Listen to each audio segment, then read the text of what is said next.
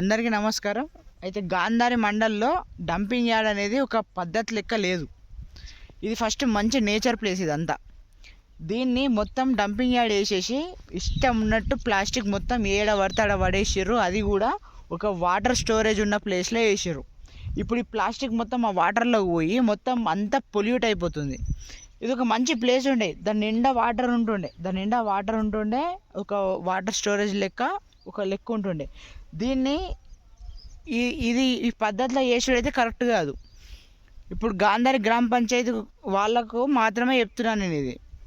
ఇప్పుడు దీని గురించి రాబోయే ఎలక్షన్లల్లో మా కోట్లు అయ్యూరి దాంట్లో కోట్లు అయ్యూరి అని మాట్లాడే పెద్ద మనుషులు ఏ పెద్ద మనిషి కూడా ఇది వచ్చి చూడలేడు ఇప్పటివరకు. ఇప్పుడు దీని గురించి ఎవరు మాట్లాడాలి?